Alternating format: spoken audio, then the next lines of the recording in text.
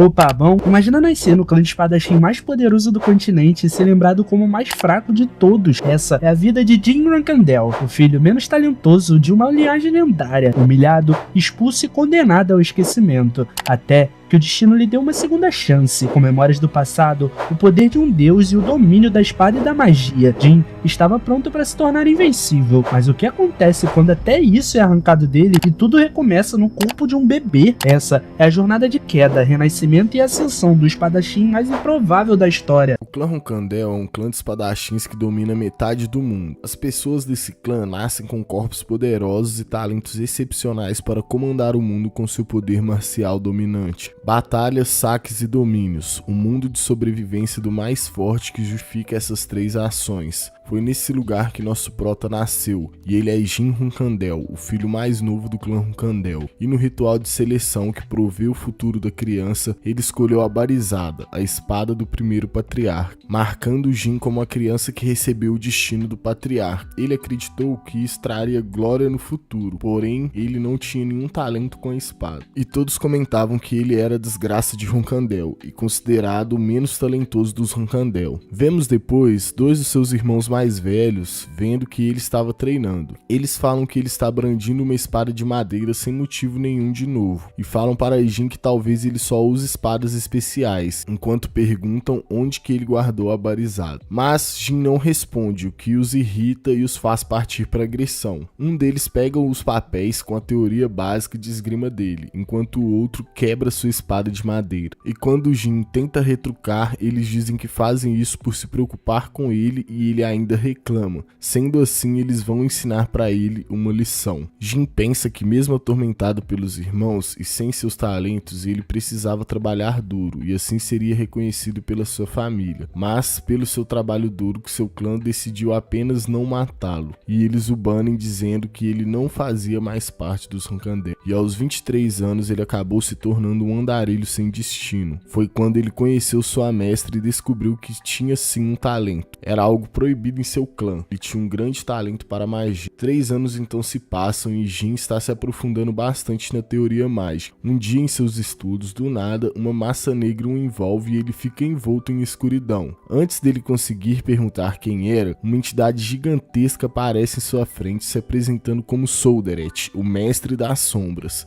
Ele pede a Jim que o permita, como deus das sombras, lhe conceder um contrato. Ele fala que se Jim aceitar, ele pode usar o poder espiritual e ele ainda vai conseguir anular todas as maldições. Solderet comenta que Jim parece ter recebido a ira de alguém quando mais novo, e por uma maldição tão insignificante, ele não podia mostrar seus talentos. Essa maldição se chamava Ilusão da Lâmina, e ela reprimia o talento especial de Jim. Essa certamente é uma maldição bem dolorosa para um Rankandel, e Solderet acredita que foi por isso que ele foi atraído até ele. E desse momento em diante, nenhuma maldição mais vai afetar Jim. O que resta para Jim é se tornar o espadachim mágico desse século, e Solderet vai o assistir com prazer. Jim então não perde tempo e pega sua espada e corre para fora da casa para testar as suas habilidades. Ele pensa que, como Solderet disse, ele pegou a espada que ganhou e já consegue ver que está em outro nível. E não é como se ela não tivesse peso algum, mas é como se ela se mexesse com o seu próprio braço. Ele decide imbuir sua espada com magia e testar, enquanto dizia a si mesmo que o antigo Jim não existia mais e seu trabalho duro finalmente está dando fruto. Mas às espreitas, alguns cavaleiros estavam de olho em Jim, e enquanto ele dormia, eles destruíam a casa com Jim dentro. Ele está cheio de frustrações, pensando que nem teve a chance de usar seus poderes, e ele fica bolado, se perguntando por que deram essa chance para ele então. E ele é envolto em escuridão, e quando sai dela, ele tem mãozinha, e vê várias pessoas do seu clã e se pergunta o que tá pegando. Ele tinha certeza que tinha morrido, mas agora tá vendo até mesmo sua babá o desejando boa sorte. E quando ele olha pra frente, ele vê ela, a Barizada, e conclui que esse era o ritual de seleção. Ele voltou pro passado, pra quando tinha apenas 1 ano. Na vida passada, ele pegou aquela espada por coincidência, mas dessa vez ele escolheu por si próprio. Nisso, todo mundo no clã tem uma reação. Uns ficam animados, outros parecem bravos e descontentes, mas o patriarca diz que o mais novo escolheu a barizada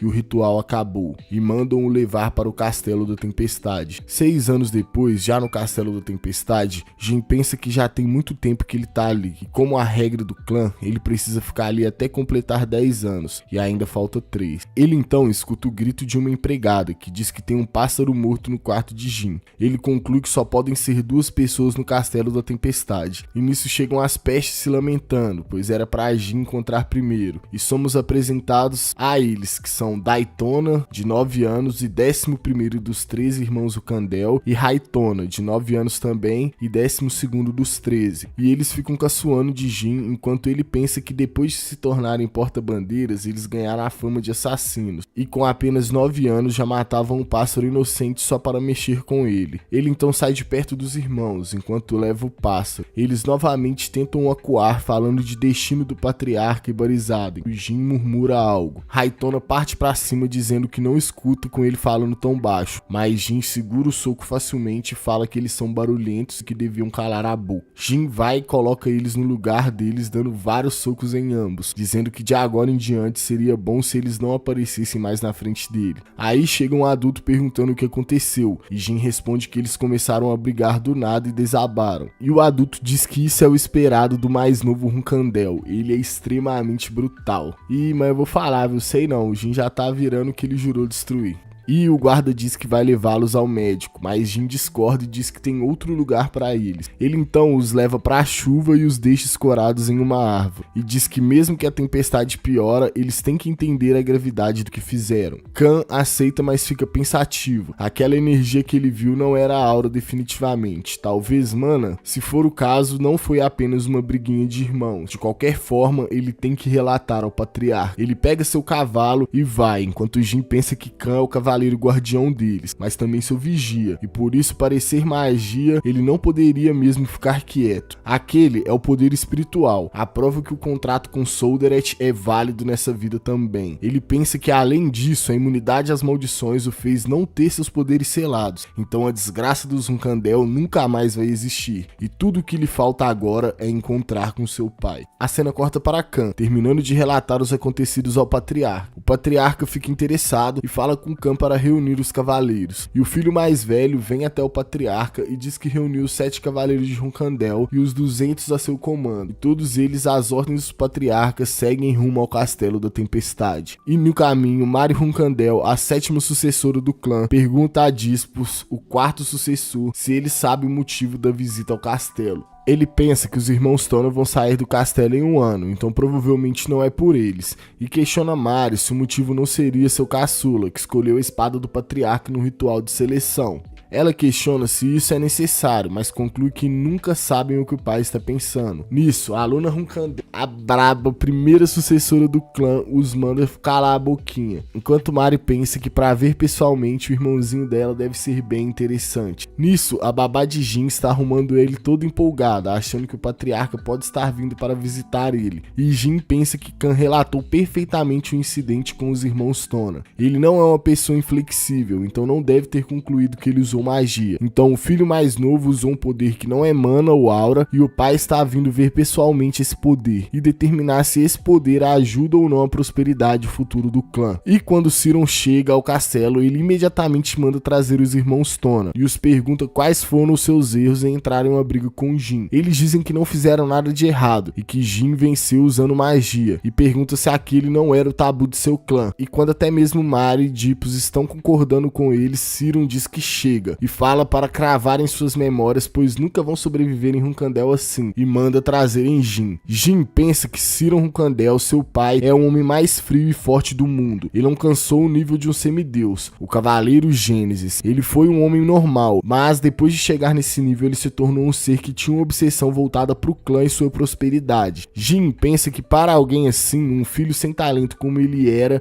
o mesmo que nada, mas nessa vida ninguém vai ser capaz de o ignorar. Ele então o reverencia e o chama de patriarca, e Ciron o questiona de o porquê não chamar de pai. Jin responde que mais de 100 pessoas já o visitaram hoje, então ele achou que fosse uma visita oficial e decidiu se dirigir assim. Luna, olhando aquilo, pensa que foi uma ótima resposta. Ciron diz que veio por outros motivos ao castelo, então ele pode chamar de pai. E ele pergunta a mesma coisa a Jin, qual o erro dos irmãos em o enfrentarem, e ele responde que aquilo foi simples vingança, e que qualquer membro do clã Rucandel deve devolver o que recebe, seja bondade ou ódio. Ciron então manda que todos exceto Jin saiam dali. Mari fica bastante empolgada, dizendo que conseguiram um cara a cara com o pai assim, o irmãozinho deles realmente é bem interessante. Ciron então se volta para Jin e questiona sobre o poder que os irmãos Tono e Khan falaram. Ele completa dizendo que magia é proibido ali, pois isso impede o indivíduo de alcançar o topo da esgrima, e que se for o caso do seu uso, ele não vai se safar.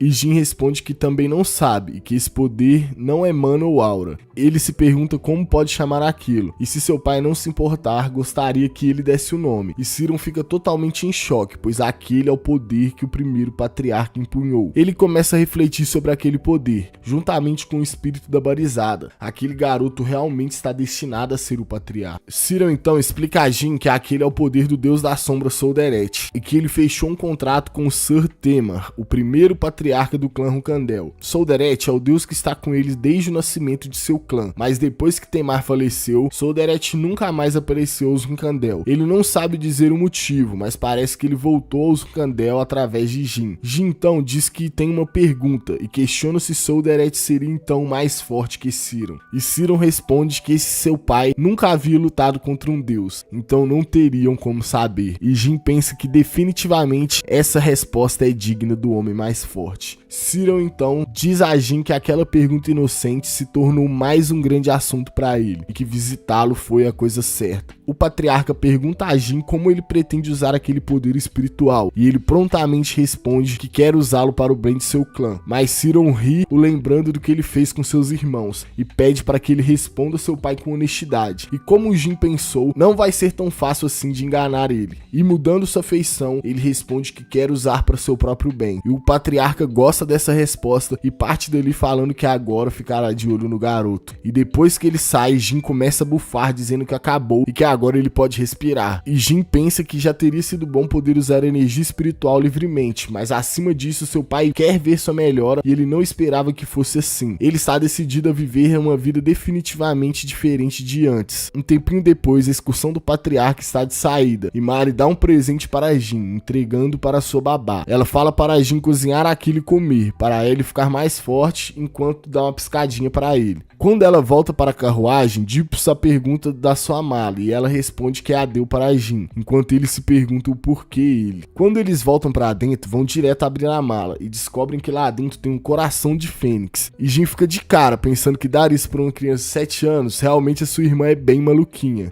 Ele se lembra que em sua vida passada, Mari Rucandel, a 7ª filha, tinha o apelido de Mari Tempestuosa, além do nome secreto de A Louca da Região Sul. E o motivo para uma psicopata dessas, com a sede de batalhas, lhe dar algo tão precioso assim é óbvio. Cresça e fique forte para me enfrentar. Caso ele coma isso, nessa idade, é esperado que ele crie tolerância a fogo e além de aumentar a sua taxa de crescimento. E agora que ele parou para pensar, o coração de fênix é usado por magos de 6 estrelas para invocar uma fênix com segurança. E ele tem quase um pequeno vislumbre do futuro enquanto ele pensa que talvez nessa vida ele consiga uma fênix só para ele. Nisso, Gilly chega com um pratão de ensopado de coração de fênix para ele e diz que Mari deixou um baita de um presente antes de partir. E ele pensa em começar a saborear, mas antes disso, pergunta se seus irmãos têm algo a dizer. E aqueles dois safados vêm falando que viram ela cozinhando uma panela bem grande e pedem para Jin dividir com eles. E Jin pergunta se eles querem tanto aquilo mesmo. E como sim, ele então tem um pedido. E eles então já estão dentro de uma caverna xingando o Prota, dizendo que ali não tem nada. Um deles pergunta o que aconteceria se descobrissem eles ali, enquanto o outro responde que isso não importa, porque eles podem culpar Jin e só um pouco daquele caldo já é suficiente. E bem perto de onde eles estão escavando, tem uma célula de cura dos Saiyajins, com um cara cabeludão lá dentro. E cabeludo em anime / manhwa, vocês já sabem, né? E a câmera vai se aproximando enquanto mostra Murakan envolto em sombras. Ele está adormecido. Quando os irmãos Tona voltam ao jantar, Jin diz que voltaram antes do que ele esperava. Porém, eles nem querem saber, apenas querem um pouco daquela sopa logo. E Jin responde que separou para eles, mas quando eles vão pegar, os irmãos Tona se deparam com apenas 2 colheres e não ficam nada felizes. Mas Jin explica que disse que iria compartilhar, mas nunca mencionou o quanto, e deu um pouco como prometeu. E manda eles aproveitarem, eles agradecem bolados. Quando chegam no local da escavação, Jin achou que iriam fazer de qualquer jeito, mas fizeram exatamente como ele pediu. Dada a espessura da parede, um feitiço de 1 estrela deve ser suficiente, e ele já estava frustrado de ficar acumulando mana por não ter onde usar. Ele usa magia que destrói a parede e fala que finalmente chegou ali na biblioteca secreta de Ronkandel. Esse era o local que ele não podia vir em sua vida passada, e seu irmão mais velho havia dito que era necessária uma frase de ativação, e ele pronunciou que o filho dos Ronkandel veio consolar Murakan. E nos é explicado que a biblioteca secreta Ronkandel é um lugar que possui coleções de tomos dos clãs que Ronkandel derrotaram pelos últimos 1000 anos, e é um lugar que apenas é permitido a entrada para a porta-bandeiras de Ronkandel. O seu irmão havia dito que era inútil saber desse lugar, pois ele nunca seria um porta-bandeiras. Porém, a fala dele a Jin acabou sendo bem útil, ele vai aproveitar bastante aquele lugar. O Prota se depara com aquela cápsula Saiyajin e vê que o cara lá dentro tem escamas, e se pergunta se ele não é humano, e quando toca para ver mais de perto, percebe que se trata do dragão negro Murakan. Jin ouviu dizer que após ser derrotado pelo primeiro patriarca, Murakan caiu em um sono profundo. Ele não imaginava que a lenda pudesse ser real, mas logo reflete que não está ali para ver isso e vai procurar os tomos secretos. E sai dali enquanto Murakan começa a se mexer. Pouco à frente, Jin encontra os livros e fica bem surpreso ao ver que tem livros de todos os tipos de clã. Acaba escolhendo o clã dos mestres espadachins Kujen, que é bem difícil de entender para alguém com teoria de 3 estrelas. Ele gostaria muito de levar consigo, mas certamente seria descoberto, e decide apenas ficar copiando passagens todas as vezes que for ali. E copiando, perdido em pensamentos, ele escuta um barulho atrás dele e se pergunta quem é. Ele acha que nem fudendo que alguém iria na biblioteca no horário daqueles, mas é interrompido por Murakan, abrindo a porta e perguntando quem é o garoto, que já fica se borrando. Jin fica em choque porque Murakan despertou e ele não se lembra disso ter acontecido na sua vida passada, e conclui que Murakan é o guardião de seu clã e caso ele seja educado, ele deve pegar leve com uma criança, e fala que como filho dos Ronkandel, ele saúda o guardião de seu clã. Só que isso deixa o dragão putaço, perguntando por que esses malditos que nem sabem de nada o tratam como guardião, e fala que os malditos Ronkandel ensinam isso pra crianças, mas pensa que não é como se ele pudesse ficar puto com o molequinho. E Murakan fica xingando todos os nomes possíveis, e Jin fala que ele já tá puto com ele. O dragão explica que acordou porque sentiu um cheiro bom que não sentia há muito tempo, mas se questiona quem é aquele pirralho, e se vira pra Jin perguntando por que sente cheiro de energia espiritual vindo do garoto, que dá uma de João sem braço. Mas Murakan não se engana e fala que ele pode ter dormido por 1000 anos, mas ele reconhece o cheiro denso de energia espiritual, e isso é algo que só quem aceitou o contrato possui. E Jin fica surpreso de Murakan ter despertado graças à sua energia espiritual e decide testar uma coisa. Ele então chama o Murakan e pergunta se ele está falando daquilo, fingindo não saber de nada.